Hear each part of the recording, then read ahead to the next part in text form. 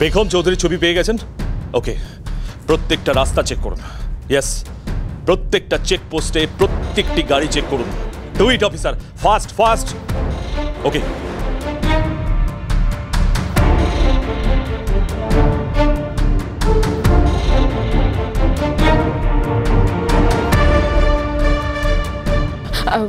অভিতাজ, আমি বলছিলাম কি বেগমের কোনো খবর পেলেন? না মা, এখনো কোনো নিউজ পাইনি, তবে যেভাবে কাজ চলছে আশা করছি খুব তাড়াতাড়ি কোনো নিউজ দিতে পারবো। স্ত্রীর কাছে বেগমের কথা শুনে আমি তো অবাকই হয়েছিলাম। অ্যাকচুয়ালি বেগমের সঙ্গে যখন আমার শেষ কথা হয় তখন বললো আবির বাড়ি ফিরছে বলে ও কিছু কেনাকাটা করে বাড়ি ফিরবে। তাই যে গেল মেয়েটা। আচ্ছা, এই রানা রায়চৌধুরী এখনো ধরা পড়েছে কি? না, এখনো ধরা যায়নি, তবে লুক আউট জারি হয়েছে। আশা করছি খুব তাড়াতাড়ি ধরতে পারবো।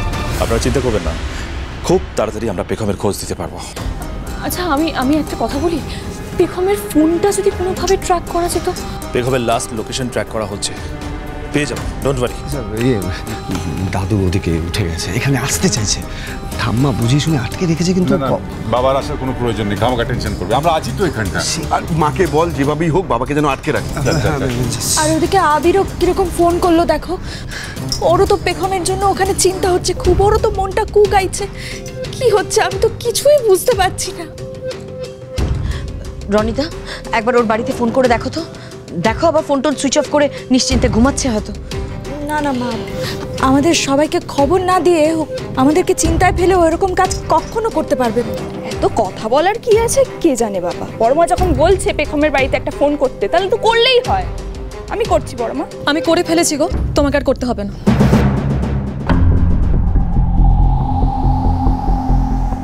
হ্যালো আঙ্কেল, আমি অঙ্কিতা বলছি। আসলে বৌমনি না এখনো বাড়িতে ফেরেনি। অনেকবার ফোনও করলাম কিন্তু ফোনটাও ধরলো না, তাই ভাবলাম যদি আপনাদের বাড়ি গিয়ে থাকে। মানে কি বলছো? এত রাত হয়ে গেল এখনো বেগম বাড়ি ফেরেনি?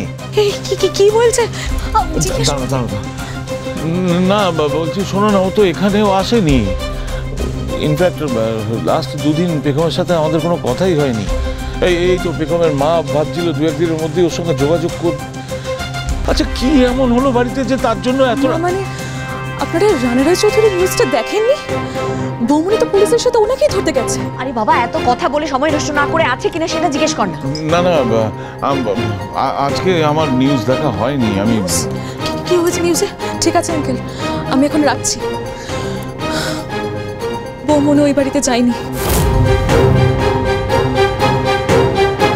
আমাকে এক্ষুনি একবার আবিদের বাড়ি যেতে হবে। এত রাত হয়ে গেছে, বেগম এখনো বাড়ি ফেরেনি। আমার মেয়ে কাউকে না বলে কয়ে এত রাত অব্দি বাড়ির বাইরে থাকা সে মেয়েই নয়। নিশ্চয়ই কোনো বিপদ হয়েছে, আমাকে নিয়ে চলো প্লিজ। হ্যাঁ, বসে থেকো না, চলো চলো, ওঠো ওঠো ওঠো ওঠো ওঠো ওঠো ওঠো ওঠো। শুনছেন, বেশিক্ষণ সময় নেব না, খবর নিয়ে রেখে দেবো। প্লিজ একবার কথা বলতে দেবেন? আরে বাবা, আপনাকে ফোন টোন দিতে পারবো না। লাস্ট একবার কথা বলতে চাই, প্লিজ প্লিজ ফোনটা দেবেন। আরে মহা মুশকিল তো। আরে বাবা, আপনি বুঝতে পারছেন না কেন? বড় বউ জানতে পারলে আমি কেস খাবো। আর রাত 1টা মতো বাজে। যান শুয়ে পড়ুন, ফোন টোন হবে না।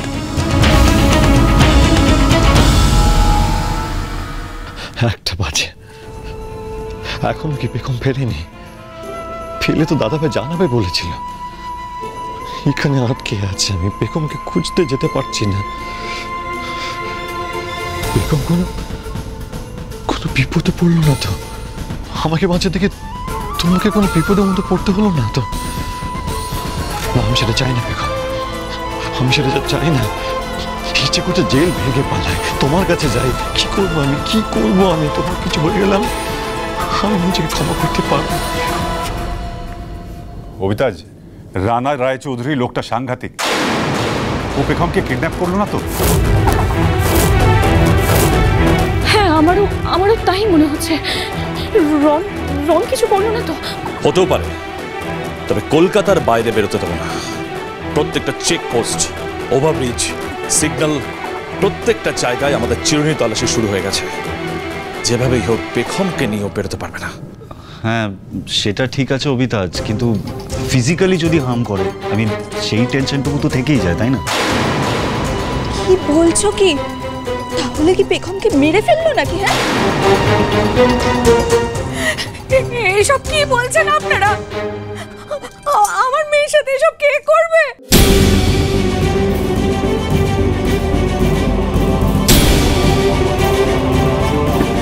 দেখলেন তো কি কাণ্ডটাই ঘটলো।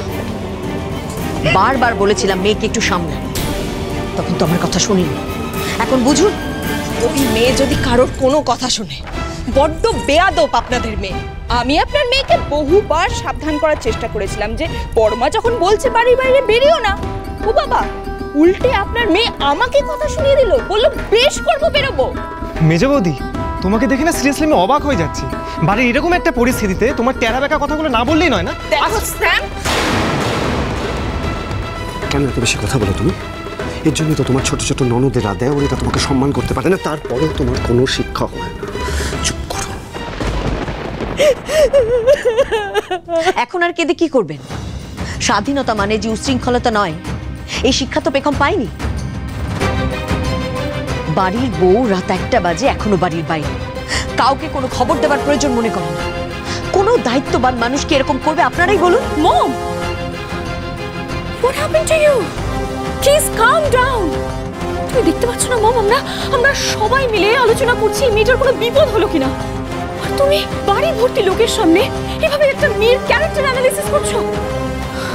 মম, I'm sure ওর কোনো বিপদ হয়েছে, কোনো না কোনো প্রবলেমে আছে। আমি একদম শিওর মম। সেটাই তো মনে হচ্ছে, কারণ আমাদের মেয়ে এতটা দায়িত্ব জ্ঞানহীন নয়। নিশ্চয়ই কিছু একটা হয়েছে। অভিতাজ, প্লিজ আপনি কিছু একটা করুন না, পেখমকে বাঁচান না প্লিজ। আমি আছি, প্লিজ। দেখুন না, যেভাবেই হোক আমি হাল ছাড়বো না। বাই দ্য ওয়ে, আমাকে বেরোতে হবে, আমি নিজেও গাড়ি নিয়ে বেরোবো। প্লিজ প্লিজ আপনারা শান্ত হন, ওকে?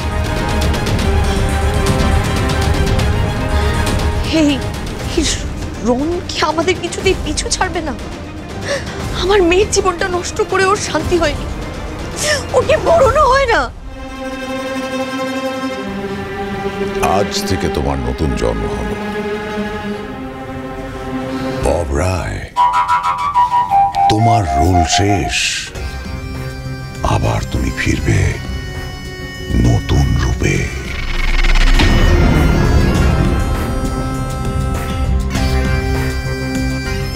একদিকে তোমার যেমন প্রতিপত্তি থাকবে, সম্মান থাকবে, যশ থাকবে, টাকা থাকবে, অন্যদিকে ভ্যানিশ হয়ে যাবে রন, রানা, বব। পেখমের সঙ্গে সঙ্গে এদেরকেও কবর দিয়ে দিয়েছি আমি আমার অতীতকে।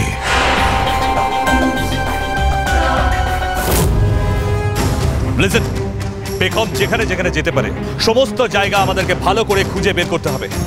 পেখমের যত বন্ধু বান্ধব আছে, আত্মীয় স্বজন, আগের অফিসের অল কালিগ, সমস্ত পরিচিত মানুষের কাছে আপনারা খোঁজ নেবেন।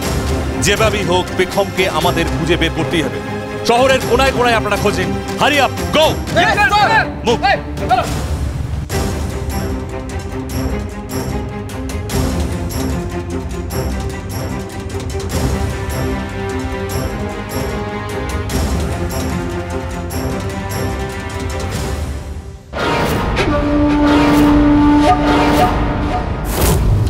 So sorry, my little princess. তোমার এগেন্সে আমায় বদলা নিতেই হলো। মাটির নিচে তোমাকে কবর দিয়ে দিতে হলো, আর সেই সঙ্গে কবর দিয়ে দিলাম আমার পুরনো সমস্ত পরিচয়। আর কিছুদিনের মধ্যে তুমি মাটির সঙ্গে মিশে যাবে, পচে গলে একেবারে মাটির সঙ্গে মিশে যাবে। সেই সঙ্গে মিশে যাবে আমার সম্পূর্ণ